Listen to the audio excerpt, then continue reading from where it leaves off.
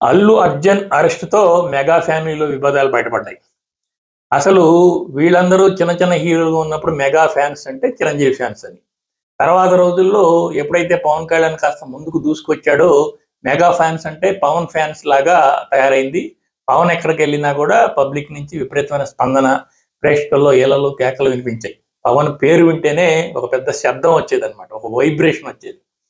So అలాంటి సందర్భంలో అల్లు అర్జున్‌కి మరి ఇది నచ్చలేదో ఏమో గాని, తన ప్రీ రిలీజ్ ఫంక్షన్‌లో పవన్ కళ్యాణ్ పేరు విన్నప్పుడు వచ్చిన ఆ యొక్క రెస్పాన్స్‌ని అయిష్టత ప్రదర్శించాడు.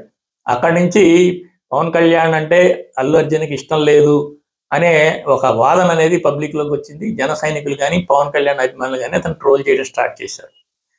వీళ్ళిద్దరి మధ్య గ్యాప్ ఉందనే ఒక మాటలు వినిపిస్తా వచ్చాయి. తర్వాత రోజుల్లో పవన్ కళ్యాణ్ పాలిటిక్స్‌లోకి వచ్చినప్పుడు అతను పిఠాపురం నుంచి పోటీ చేస్తున్నప్పుడు అల్లు అర్జున్ వచ్చి అతను ప్రచారం చేయలేదు.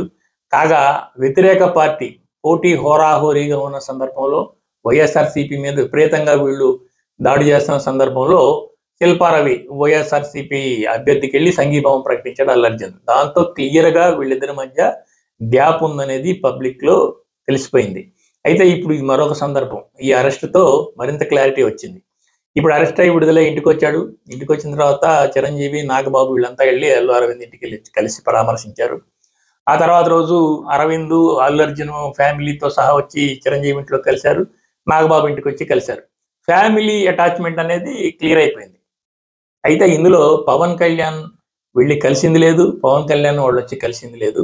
అదేవిధంగా పవన్ కళ్యాణ్ అరెస్ట్‌ని ఖండిస్తూ ఒక ట్వీట్ చేయలేదు. వాళ్ళిద్దరు కలవలేదు. చంద్రబాబు నాయుడు ఆల్రెడీ అల్లు అర్జున్‌కి ఫోన్ చేశాడు. జగన్మోహన్ రెడ్డి తీవ్రంగా ఖండించాడు.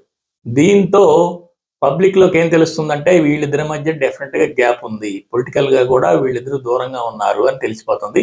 అది కాకుండా అల్లు అర్జున్‌కి ఆల్రెడీ రాజకీయ పరమైన కోరికలున్నాయి.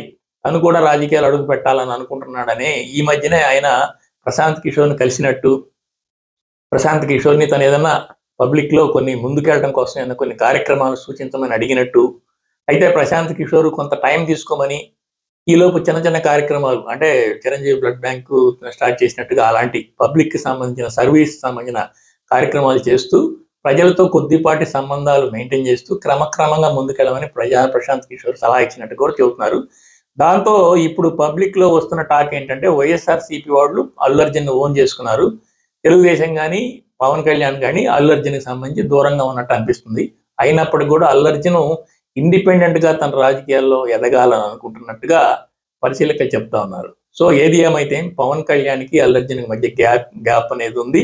ఇద్దరు వేరు వేరు పార్టీలు, వేరు వేరు విధానాలు.